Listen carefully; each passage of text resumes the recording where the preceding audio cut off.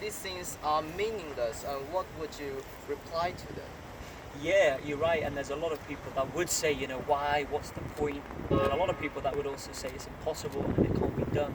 So it's the impossible and it can't be done that is what fires me to do it, hence the book name Mission Possible, not Mission Impossible. And when they say the meaning, if they think it's meaningless, it's probably because they don't really know what you're trying to achieve. But once you sit down and you explain to them, like actually when I caught malaria and almost died of malaria, I went back to the UK. I became a UK ambassador for a company called Malaria No More UK. It's a charity, and I was able to speak and address Parliament, the UK government inside Parliament, and address them of issues around malaria and the fact that it kills a child every 2 minutes, and the fact that in order to prevent or cure the disease, it's the same price as a cup of coffee, cheaper than a cup of coffee to save a life. So a lot they don't know.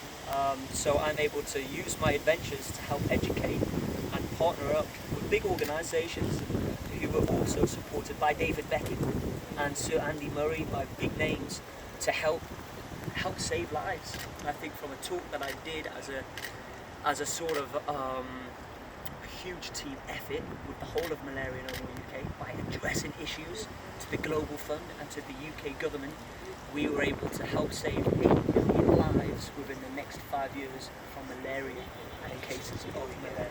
8 million. So a lot of people, they don't know, they might just think it's just for adventure's sake, which it was for the first 2 or 3 years of my adventure days.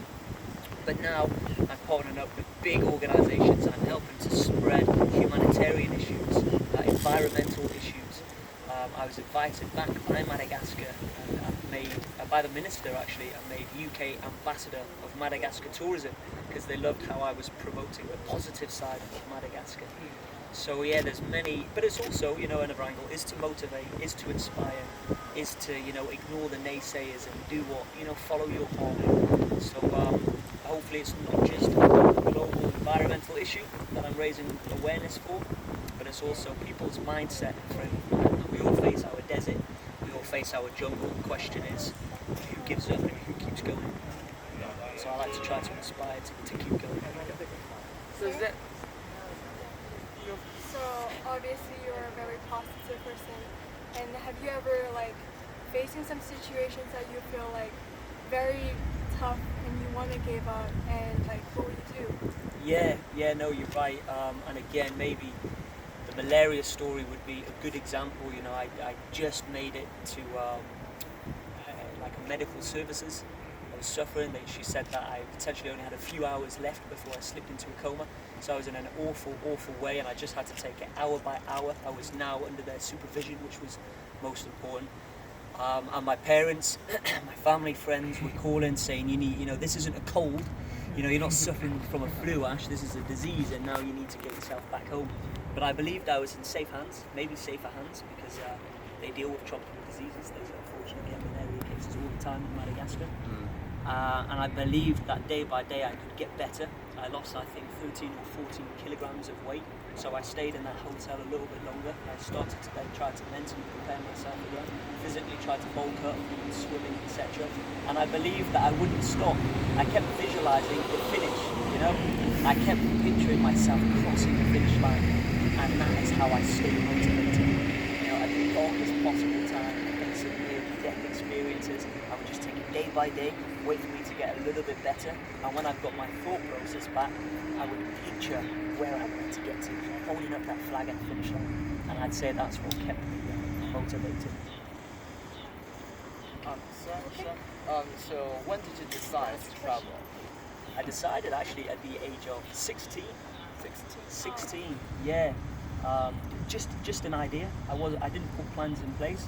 I just was fascinated. I would see documentaries on TV, like wildlife or like Sir David Attenborough's shows, and I would no longer want to be watching from a TV. I'd like to be out there amongst them with it, living it. But of course, it was just a young boy's idea. But an idea is so important in order for you to then go after it and turn that idea into reality. So it was that little seed that was planted, and I effectively nourished that seed. I worked out how I would put the plans in place, what I needed to do, and again, relatable with anything in life, whatever idea or dream you have, you know, just because it can't be done right now, today, or even this year, or even next year, you know, don't give up on that focus. If it's something that you really want to do, it's important that you nourish it, it's important that you protect that idea, and if it's something that you're still focused on pursuing in 1 or 2 years down the line, find a way to make it happen. Even if everyone else says it's not possible, you know, you must go for it. So do you have anybody who you have inspired to be before you started your journey?